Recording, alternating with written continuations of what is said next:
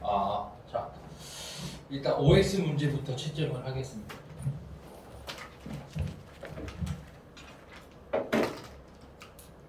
OX 문제 이거 계속 주지 말까? 딴 걸로 갖고 왔거든. 딴 거 준비했거든. 자, 1회차부터 채점할게요. 호진 했지? 자, 1회차. 1단계에서 1번 X입니다. X. 대표성은 신뢰성과 타당성에 둘 다 영향을 미쳐요. 그 다음 2번은 O, 3번 X. 이 기분에 따르면은 측정 오차가 더 커지죠. 4번은 O, 5번 O, 6번 O.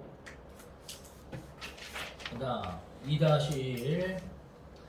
이거는 이제 보기의 상황을 봐야 되는데 매점을 이용하는 학생들의 불만이 많아요. 그래서 개선을 요구하기 위해서 설문조사를 하는 거거든. 그래서 7번은 X입니다. X. 왜? 불필요한 설문 항목이 있어. 만족스러운 점은 지금 조사할 필요가 없지. 그렇지? 개선 요구하는 글을 쓰는 거니까. 그래서 7번은 X고, 8번은 O, 9번은 X죠. 미리 정해서 설문조사를 해야 돼. 그리고 10번은 O, 11번 X. 친분이 있으면 안 되죠. 영향을 미칩니다. 그 다음 2-2. 2-2의 12번은 이거는 이제 이게 체계적 오차인지 비체계적 오차인지를 먼저 판단하고 이게 중심값과 가까운지 뭔지를 판단할 수가 있어요.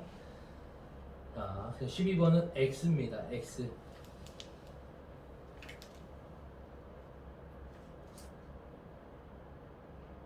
체계적 오차가 더 크다라고 할 수 있는 거고. 13번은 X. 그 다음 14번은 O, 15번 O, 16번 O. 그 다음 2회차로 넘어갈까요? 2회차에서 1-1번은 O, 2번 O, 3번은 X예요. 분석과 종류가 아니라 분류입니다. 분류와 종류. 기준에 따라서 나누고 있어요. 그리고 4번은 X입니다. 정보의 반영 범위가 아니라 반영 시간과 주식 시장의 효율성 이렇게 나오는 거고. 5번은 O, 그다음 6번 O, 7번 X 약형이 아니라 중강형 효율적 시장이에요. 그다음 8번 O, 9번 X 중강형이 아니라 강형입니다. 이거는 강형. 그다음 11번 X. 11번은 A국이랑 B국이 반대예요.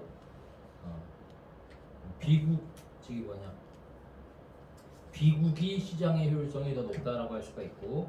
13번은 시장 참여자가 정보의 불균형 상태에 있는 시간이 짧아져서 비우량 기업에 투자할 확률이 낮아지기 때문에 불균형 낮아지기.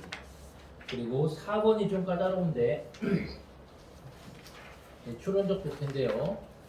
요거는 일단 보기에 있는 그래프의 상황을 보니까 주식의 기대이익은 일정하잖아, 그지? 기대이익은 일정한데 실제 가격은 왔다 갔다 하죠. 왔다 갔다 하고. 그리고 밑줄 친 부분이 미국의 주식시장은 강형 효율적 시장이 아니다. 효율적 시장 가설에 의해 설명될 수 없다라고 얘기하고 있는데 그 근거로 적절한 걸 판단하는 겁니다. 11번은 X예요. 자, 왜 그러냐면은 보기에 있는 그래프의 상황 자체가 기대 이익이 지속적으로 증가하고 있지 않죠. 기대 이익 자체가 일정하지. 그지? 그래서 기대 이익이 지속적으로 증가해야 하는 것은 아니다라고 이 보기의 상황에서 지금 그래프의 상황을 반박할 수 있는 근거가 될 수가 없어요. 그리고 12번은 X. 이거는 밑줄 내용의 자체랑 아예 연관성이 없는 거고. 13번은 O, 14번 O, 15번은 X입니다. 실제 가격이 계속 높아져야 주식의 실제 가격이 매우 큰 변동을 보이고 있다. 실제 가격이 계속 높아지고 있는 상황이 아니죠. 높아지기도 하고 낮아지기도 하고. 그 다음 3회차로 넘어가겠습니다. 3회차 1단계 1번은 O 내용 일치인데요. 2번은 O 3번 O 4번 X 5번 O. 그 다음 2번은 좀 까다로울 수 있습니다. 일단 기억은 위도, 이게 중위도 뭐 이런 말이 있었잖아, 그지? 위도 차이에. 그리고 B는 이 단어는 없지만 이 높낮이의 차이잖아, 그지? 그래서 이건 고도라고 할 수가 있어. 고도에 초점을 맞추어서 관성 모멘트의 변화를 예상했다. 그 다음 3-1의 9번은 X입니다. 자, 시계의 한 초침에서, 그러니까 요거는 너희들 요런 시계를 생각하면 돼. 시계의 초침에서 각속도가 일정한 각을 회전하는 속도잖아, 그지? 그러니까 이 초침의 이 중심 부분에 가까운 부분과 끝 부분이 이렇게 똑딱 이렇게 도는 시간 자체는 똑같지. 그 속도 자체는 똑같다는 거야. 그래서 각속도가 똑같다. 그리고 그래서 지금 뭐냐? X예요. 서로 다르겠뿐이 아니라 같다라고 나와야 되고 10번은 X죠. 자, 빈 양동이의 손잡이를 잡고 팔을 돌렸을 때랑 물을 채운 후 돌렸을 때 물이 채워진 양동의 관성 모멘트가 더 크게 되는 거예요. 자, 그리고 11번은 O, 그리고 12번은 O, 그리고 13번은 O인데, 그리고 14번, 15번 좀 이상했을 거야, 그지? 근데 요거는 13번은 선수 얘기니까 이건 11번과 관련된 거라는 걸 알 수 있지, 그지? 그래서 이거는 바깥쪽 선수가 관성 모멘트가 더 크고 15번은 지금 설명을 해줄게요.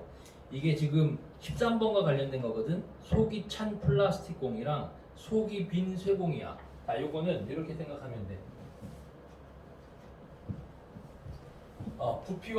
부피와 질량이 똑같아.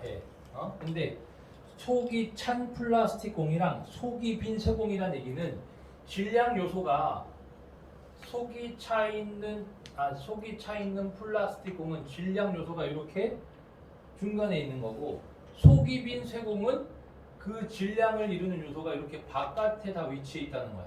비어 있으니까. 알겠죠? 그래서 이 회전 중심으로부터 먼 부분이 여기에다 질량 요소가 있지. 그지? 그래서 관성 모멘트가 더 큰 것은 속이 비어 있는 쇠공. 이게 크다. 자, 그래서 3-2를 보니까요. 이게 이제 비슷한 개념이에요. 요거랑 비슷한 개념.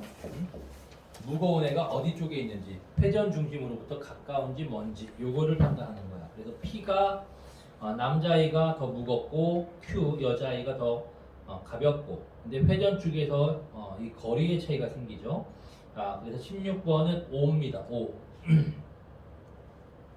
관성 모멘트가 커져서 한 바퀴 회전 시간이 현대보다 길어진다. 17번은 X입니다. 자, P가 가장자리로 옮겨되면은 각속도, 똑같은 각을 회전하는 속도는 현재보다 늘어나는 게 아니라 줄어들게 되는 거고, 18번은 O. Q가 중앙으로 위치를 옮기더라도 아이들의 놀이기구 전체의 각 운동량 자체는 보존되지. 각 운동량 보존의 법칙. 19번은 X. P와 Q가 회전축으로부터 같은 거리가 되도록 위치해 있다면은 각 운동량은 똑같다. 각 운동량은 P가 더 커요. 그리고 Q가 놀이기구에서 내린다면 놀이기구가 더 빨리 회전하게 되며 P의 각 운동량은 커지겠군. O가 되는 거고. O.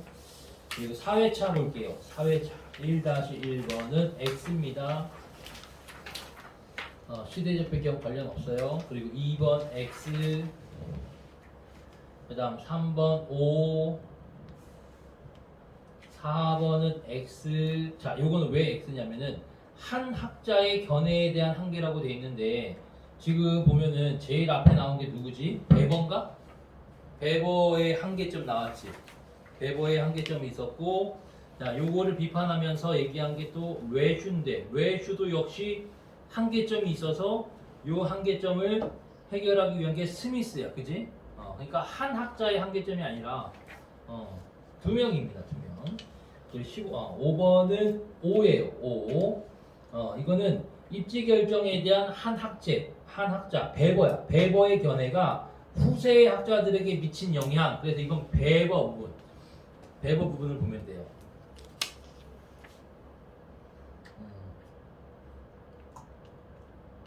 그래서 제일 앞부분에 일정한 조건 하에서 어쩌고저쩌고 복잡한 현실 세계를 단순화시켰다. 이런 것들이 의의가 되는 거야. 그래서 5가 되는 거고 6번은 O, 그 다음 7번은 O, 8번은 X입니다. X. 기억이 아니라 니은이야. 그 다음 9번은 X. 차이가 없습니다. 아이스크림 판매량 자체는 차이가 없고 10번은 X. 똑같은 거야. 이게 9번이랑. 그리고 11번은 X예요. X. 기억이 니은보다 크다가 아니라 기억이 니은보다 크다. 이렇게 반대로 나와야 돼. 그리고 12번은 X. 13번은 X. 한 곳이 아니라 여러 곳이에요. 스미스 이론은 여러 곳이 되는 거지. 14번은 O. 15번은 X. 16번 O. 그 다음 뒤에 17번 어휘 문제. A는 간주, B는 소요, C는 고려, D는 분포, E는 축소. 됐나요?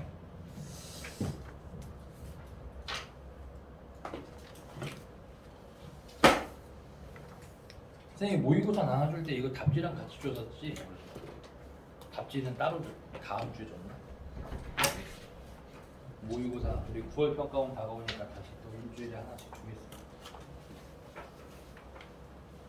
9월 평가원이 한 달 남았네. 한 달도 안 남았잖아. 당분간 과제는 요걸로 할 거예요. 요거랑 요걸로 과제를 줄 거예요. 이거 합시다. 그리고 문학 한 거는 요거 한 거는 질문을 정리해서 내일이나 모레도 안 되는 친구들은 일단 내일 되니?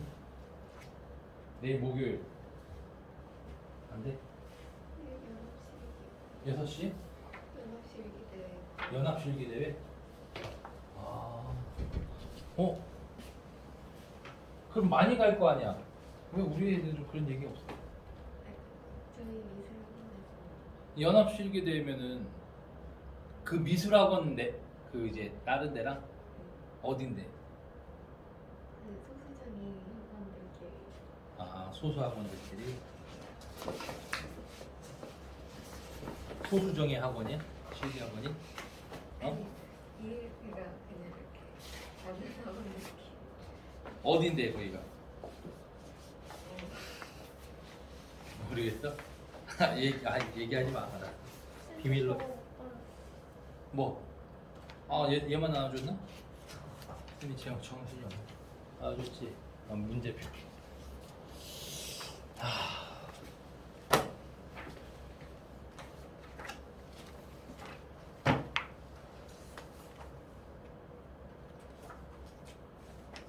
자, 요거는 오늘 하는 거 빼고 나머지가 숙제라고 생각하면 됩니다. 좀 어려워요. 간쓸기가 어려워서 일부러 안 했는데 일단 우리가 어떤 패턴을 연습하기 위해서 한번 연습을 할 텐데 일단 22페이지가 제일 까다롭고 어려워요. 복잡합니다.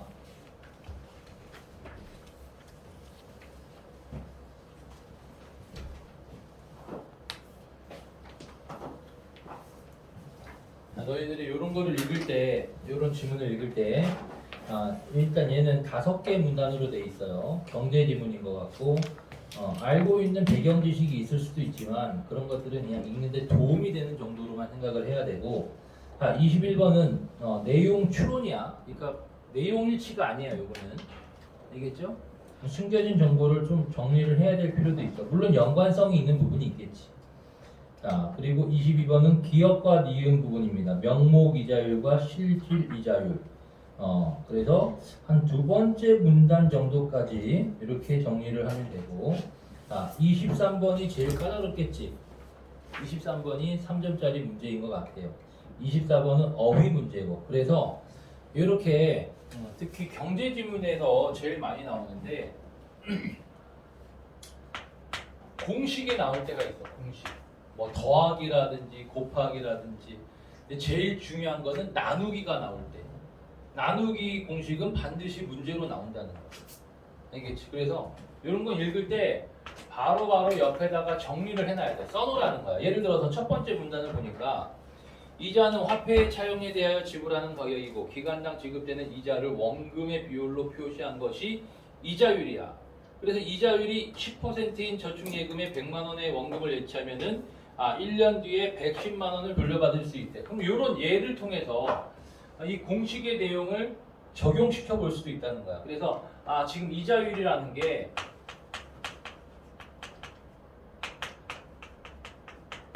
원금분의 이자구나. 100만 원. 100만 원이잖아. 그치? 100만 원. 그리고 10만 원. 그러니까 이자율이 10% 이렇게 되잖아. 그치? 그러면서 이자율은 저축과 투자에 영향을 미쳐 현재와 미래를 연결하는 중요한 경제 변수 중 하나야. 이자율은 대부 자금 시간 대부 자금 시장. 대부가 뭐지? 돈 빌려주는 거. 대출 받고 이런 거야. 대부 자금 시장의 수요와 공급에 의해 결정되는데 시중에 유통되는 화폐의 양인 통화량과 그에 따른 물가의 변동에 의해서도 영향을 받는다. 수요와 공급에 의해서도 영향을 받지만 통화량과 물가의 변동에 의해서도 영향을 받는다. 자, 근데 두 번째 문단을 보니까 두 번째 문단의 밑에서 네 번째 줄 보니까 실질 이자율은 어쩌고 저쩌고 명목 이자율에서 물가 상승률을 뺀 것 이렇게 공식이 하나 나왔지. 옆에다 써놓으라는 거야. 실질 이자율은 명목 이자율 빼기 물가 상승률 이렇게 써놓으라는 거예요. 알겠지? 써놓고 판단해야 훨씬 더 빠르고 정확하게 풀 수가 있다고. 오케이?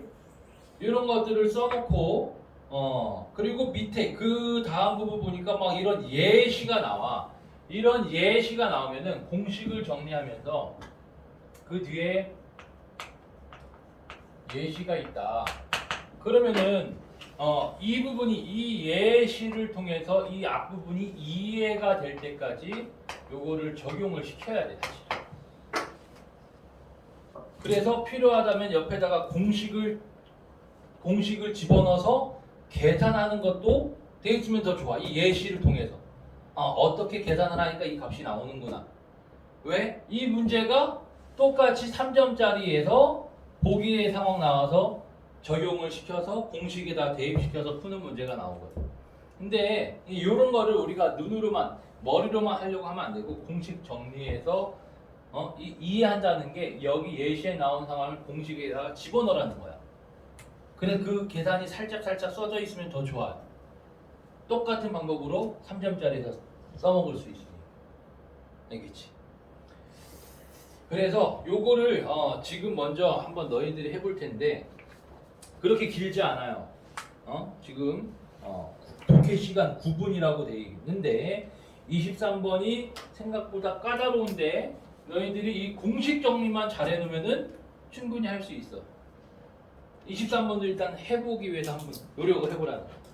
지금부터 한번 읽으면서 24번을 먼저 풀어야겠지. 자, 시작합시다.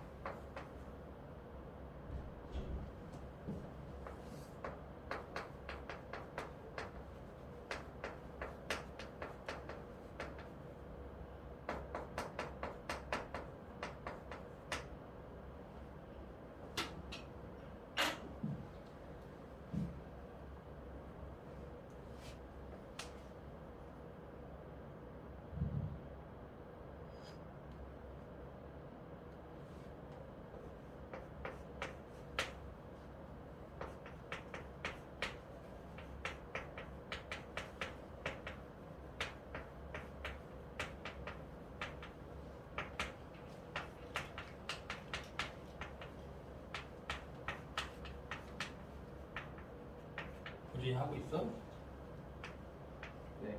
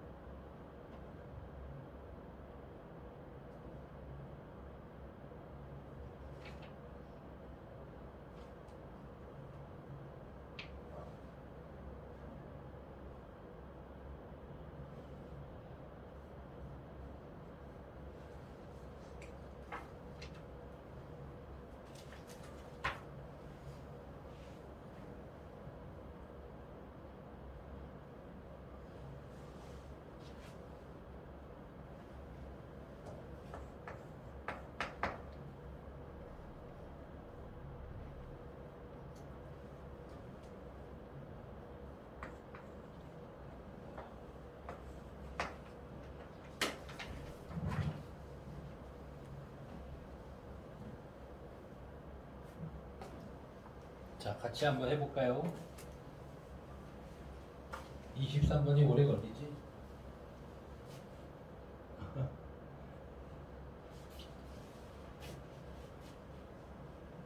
23번이 좀 어렵습니다. 같이 해볼게. 좀 더 시간 줄까? 한번 해볼래? 23번? 못하겠지? 그치? 요걸 이렇게 정리해야 돼. 특히 두 번째 문단이랑 이 다섯 번째 문단에 있는 내용을 연결을 시켜야 돼. 여기서 요 내용이지, 요 내용. 지금 선생님이 여기다가 초록색이랑 노란색으로 쓴 게 다섯 번째 문단에 나온 예시거든. 이 예의 상황을 여기다가 집어넣어야겠구나라고 생각을 해야 된다. 오케이? 그래야 여기로 연결이 돼. 알겠지? 그래서 두 번째 상황이 또 나오잖아. 물가 상승률이 10으로 바뀌었을 때 왜 이렇게 달라지는지 이렇게 적용을 시킬 수가 있는 거예요. 자, 한번 보겠습니다.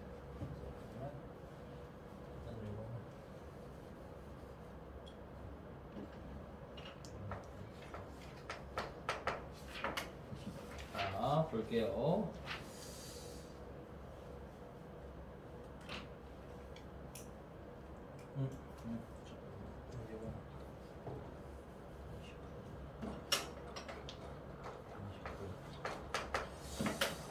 자, 이자는 화폐의 차용, 돈을 빌리는 데 대하여 지불하는 가격이고 기간당 지급되는 이자를 원금의 비율로 표시한 것이 이자율이다.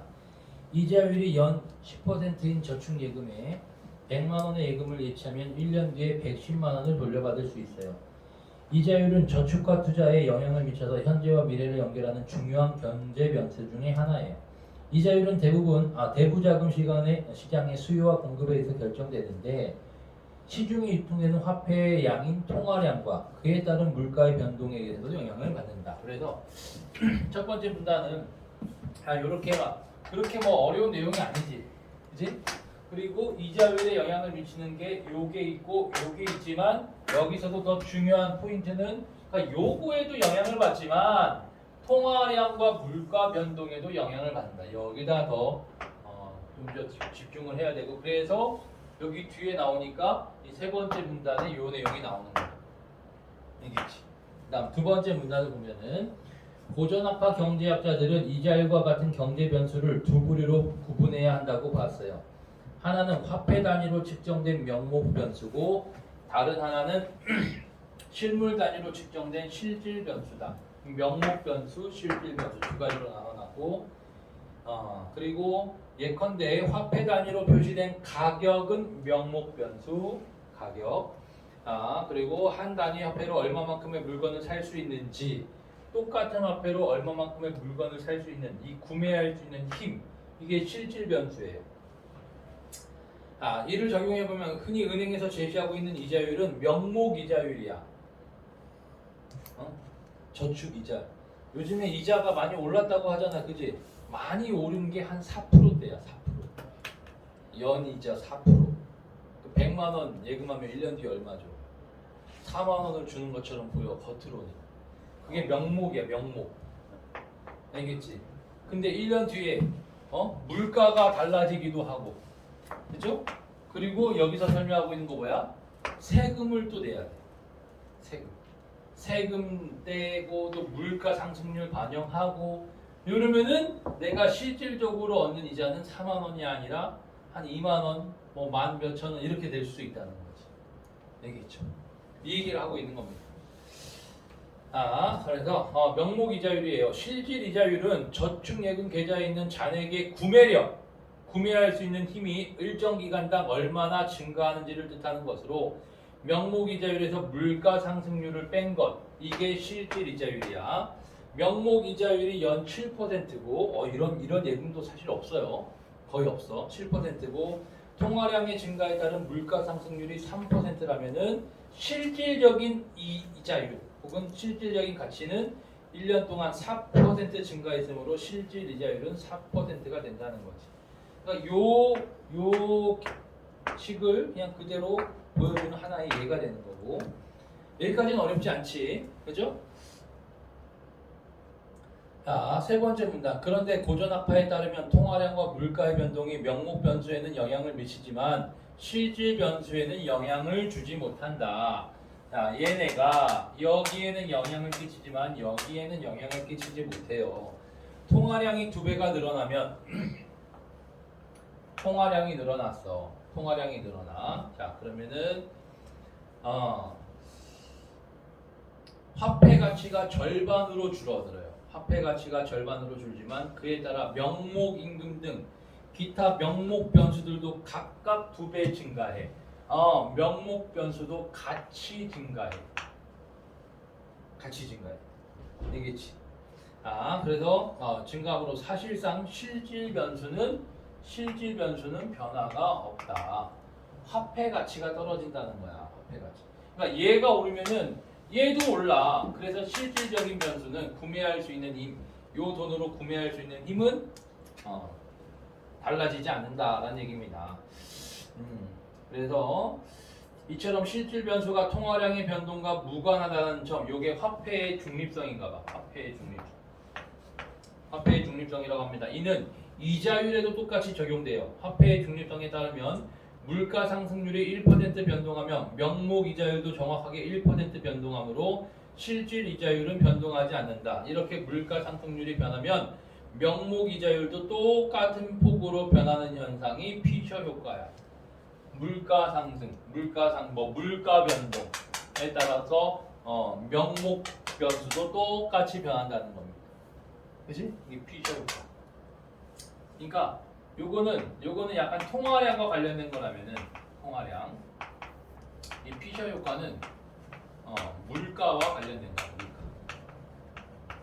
약간 차이가 있어요. 자, 대개 이자 소득에도 세금이 매겨져. 우리가 이자로 이자로 네 번째 문단인데 이자 소득에 대해서 세금을 매기기 전이 있고 매기고 난 후가 있다. 자, 그래서 세금을 낸 후의 이자율을 세후 명목 이자율. 그러니까 세금을 내고 났을 때 명목 이자율이 있고 실질 이자율이 또 있는 거지. 세금 명목 이자율, 세금 실질 이자율이 있어요. 두 가지가 있는 거야. 그런데 피셔 효과가 나타나는 곳에서는 피셔 효과 물가와 관련된 거였잖아, 그지? 자, 이런 곳에서는 이자 소득세율이 일정하더라도 물가 상승률에 영향을 미침에 따라 조세 왜곡이 나타나기 쉽다. 조세 왜곡, 세금의 왜곡이 나타나기가 쉬워요. 피셔 효과가 있을 때는. 알겠지? 자, 왜 그러냐? 세율이 변하지 않으면 세금을 낸 후에 구매력도 변하지 않아야 하는데 물가 상승률에 의해서 세후의 실질 이자율이 줄어드는 그런 상황이 생길 수가 있다는 거지. 그러니까 이게 피셔 효과가 나타나는 거야. 피셔 효과. 피셔 효과 때문에 피셔 효과가 뭐였어? 물가 변동이 실질 변수에는 영향을 주지 못한다라고 그랬지. 그지? 그래서 세금을 낸 후에 구매로도 변하지 않아야 하는데 실질 이자율이 줄어드는 왜곡이 나타나는 것이다. 그래서 세후 명목 이자율보다 세후 실질 이자율 이 이자 소득이 더 줄어들게 된다는 거야. 더 줄어들. 이자 소득이. 알겠죠? 그래서 조세 왜곡이에요.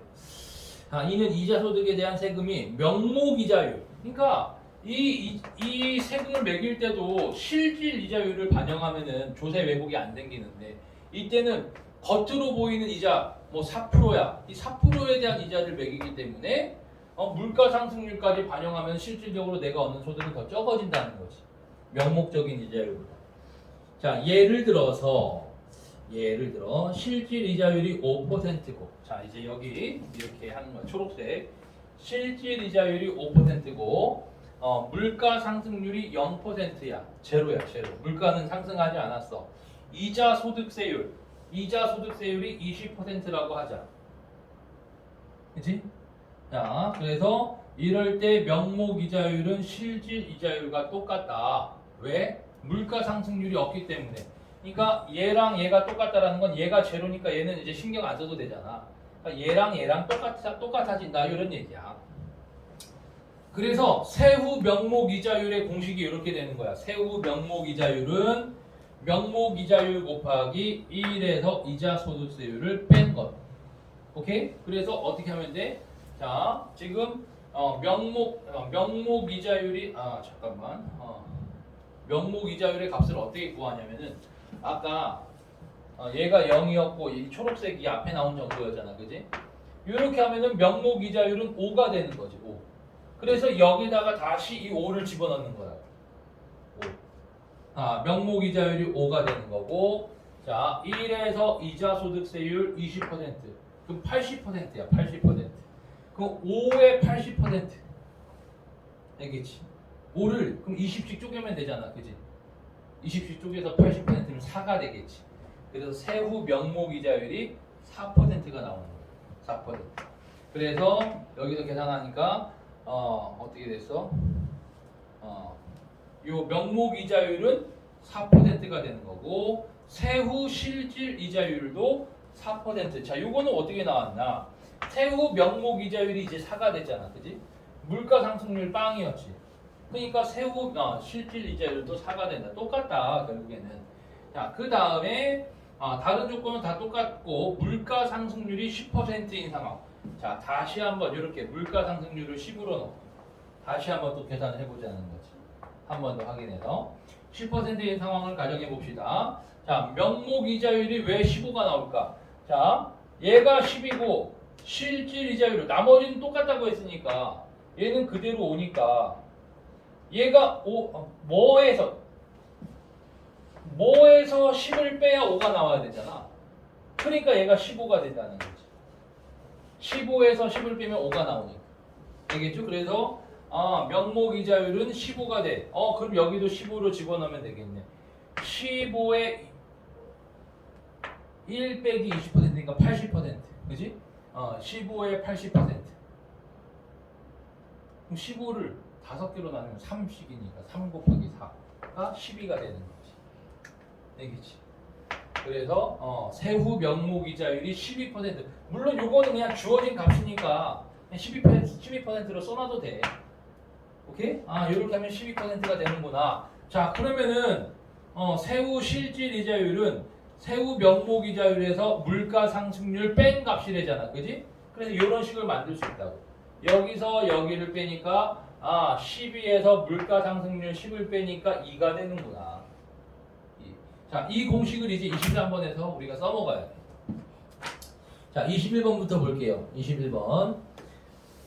추론한 내용으로 알맞지 않은 것인데 1번 실질 이자율의 증가와 감소는 개인의 저축이나 기업의 투자에 영향을 미친다. 개인의 저축, 이자가 늘어나면 저축을 많이 하겠지. 이자가 늘어나면은 대출을 조금 받겠지.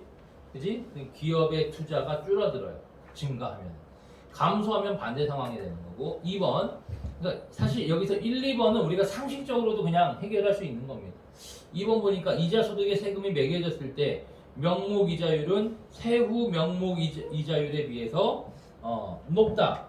자, 세금이 매겨졌을 때 명목 이자율. 아까 우리 마지막 부분에 있었잖아. 마지막 부분. 여기. 자, 여기 세금 전에는 명목 이자율을 반영하는 거고. 세후 명목 이자율. 세후 명목 이자율에 비해서 세후 명목 이자율은 자 여기서 어쩌고 저쩌고를 사실 이게 100%가 될 수가 없잖아, 그지? 이자 소득세율이 이게 1이 되려면은 그대로 되려면은 이자 소득세가 100이 돼야 되는 거야. 다 뺏는 거야. 그러면은 이자 소득세 다 내. 너 이자 받은 거 다 내. 이게 이자 소득세율이야. 이게 그렇게는 될 수가 없겠지. 그러니까 요 값이 요거보다는 적어진다는 거지. 그러니까 여기가 예를 들어 여기가 5일 때 얘가 4가 됐고 15일 때 12가 됐지. 이런 식으로 줄어들 수밖에 없는 거예요. 그래서 2번도 맞고요. 3번 고전악파 세 번째 문단 보면 나오지. 물가 수준이 2배 높아지면은 명목 변수도 똑같이 2배 증가한다. 세 번째 문단에 있었어요. 똑같이 변한다. 똑같이 2배 증가한다. 이렇게 나왔었고 4번 화폐의 중립성은 시중에 유통되는 화폐의 양이 변동해도 사실상 경제의 실질 변수들은 변하지 않는다.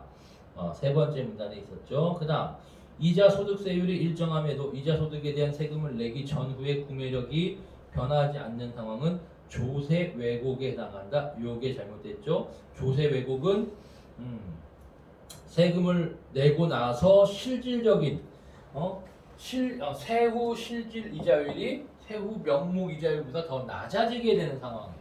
이게 조세 세금으로 인한 왜곡이 생긴 상황이거든요. 그래서 변하지 않는 상황은 조세 왜곡이 아니에요. 그래서 X. 22번 기업과 니은 명목 이자율과 실질 이자율. 자, 1번 보니까 명목 이자율이 높아짐에 따라 실질 이자율은 낮아진다? 아니죠? 명목 이자율이 많이 높아지면 실질 이자율도 높아지겠지. 일정한 비율로. 그 다음 기업 명목 이자율은 통화량의 증가에 영향을 받지 않는다? 영향을 받는다고 했지. 영향을 받아요. 자, 그리고 명목 이자율은 물가가 하락할 때 실질 이자율에 비해 항상 높다. 자, 물가가 하락할 때 실질 이자율에 비해서 명목 이자율이 항상 높다. X. 항상 높은 상황은 아니에요. 자, 그다음 기업이 물가 상승률보다 낮을 때, 자, 명목 이자율이 물가 상승률보다 낮을 때 예금의 구매력은 줄어든다라는 거는 물가는 예를 들어 물가는 뭐 10을 상승했어. 10. 엄청 많이 올랐지. 근데 명목 이자율이 5만큼 올랐어. 그러면은 물가가 훨씬 더 많이 오른 거지. 그지? 내가 은행에 저축한다고 해서 이걸로 물건을 살 수 있는 힘, 구매력이 커진 거야, 작아진 거야? 구매력은 작아진 거지. 그지? 그래서 4번이 답이 되는 겁니다. 4번. 그 다음 5번은 은행이 예금자에게 제시하는 이자율은 명목 이자율이에요. 실질 이자율이 아니라. 그래서 5번은 X. 23번 한번 해볼게. 요거랑 똑같이 23번. 자, 빨간색으로 한번 해보겠습니다. 자, A국은 피셔 효과가 정확하게 나타나는 곳이래요. A국의 실질 이자율이 연 4%래. 4%. 주어진 것만 쓸게. 실질 이자율이 4%. 자, 그리고 이자 소득세율이 연 25%야. 25%. 오케이? 나머지 조건이 다 모두 모두 동일하고, 자, 물가 상승률이, 자, 이거 잠깐만, 이거 다 지우고 다시 할까? 정신 없으니까. 지우고 해볼게요.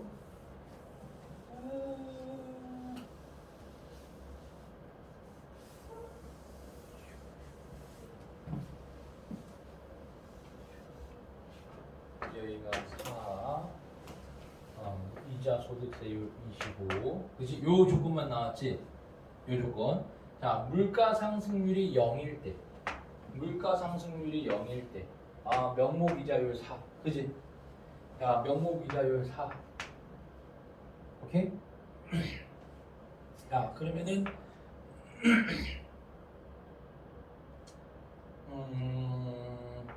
4 곱하기 75%잖아. 그지? 4 곱하기 75%. 세후 명목 이자율이 3이 되겠네. 3. 야, 그럼 세후 명목 이자율이 3이야. 3에서 0을 뺐어. 그럼 세후 실질 이자율 3. 이렇게. 그치? 이렇게 되는 거고. 자, 이번에는 물가 상승률을 8로 해보겠습니다. 8. 여기도 8. 이렇게. 자, 8일 때 다른 변수는 변동이 없지. 다른 변수는 변동이 없으니까 여기 몇이 돼야 돼? 12가 돼야 되겠지. 12에서 8을 빼야 4가 되는 거니. 그죠? 자, 그러면은 명목 이자율이 10이야. 12.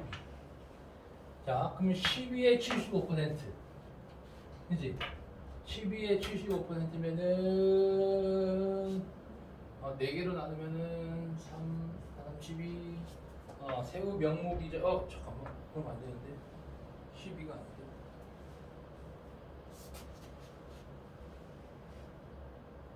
9가 되겠지. 9. 여기 9. 3 곱하기 3을 해야지. 9가 되는 거고. 자, 그럼 세후 명목 이자율이 9야. 9. 9에서 8을 빼면은 세후 실질 이자율은 1이 되겠지. 이런 식으로 계산을 해야 돼요. 적용시켜서. 오케이? 자, 그러면 1번부터 볼까요?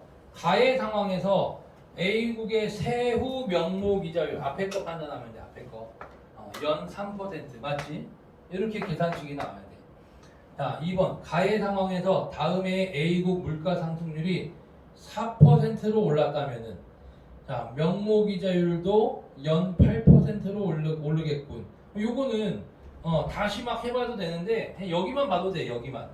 자, A국의 물가 상승률이 0이 아니라 만약에 4가 됐대. 4. 그치?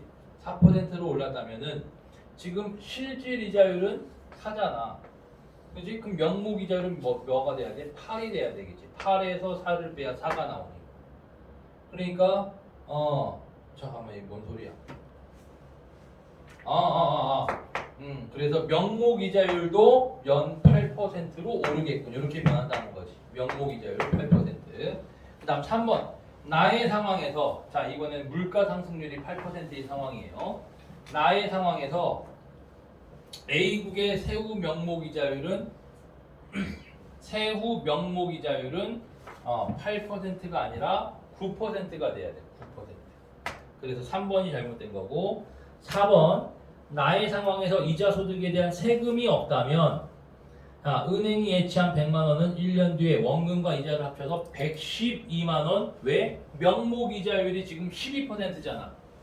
명목 이자율이 12%야. 그러니까 100만 원에 대해서는 12만 원의 이자를 줘야 된다는 거지. 세금이 만약에 없다면. 알겠지? 그래서 4번은 맞고요. 5번 세후 실질 이자율은 세후 실질 이자율은 가의 상황에서 연 3%, 나의 상황에서 연 1% 맞죠? 가의 상황에서는 3%, 나의 상황에서는 1%. 자, 그래서 동일한 원금에 대해 1년의 구매력은 가의 상황이 더 크겠군도 적절한 설명이 되는 겁니다. 근데 시험 때 이런 거 할 수 있을 것 같아? 못할 것 같아? 근데 이렇게까지 복잡하게는 아니어도 왜냐면은 이 식을 만드는 게 좀 어려워. 마지막 문단에서 그지? 이 식 자체를 만드는 게 자꾸 이런 걸 만들려고 해봐야 된다는 거야. 그래서 자꾸 집어넣어서 풀려고 해야 돼. 자, 24번 어휘 문제는 5번이 되겠죠. 5번. 힘듭니다. 쉬었다가 5분까지 쉴게요.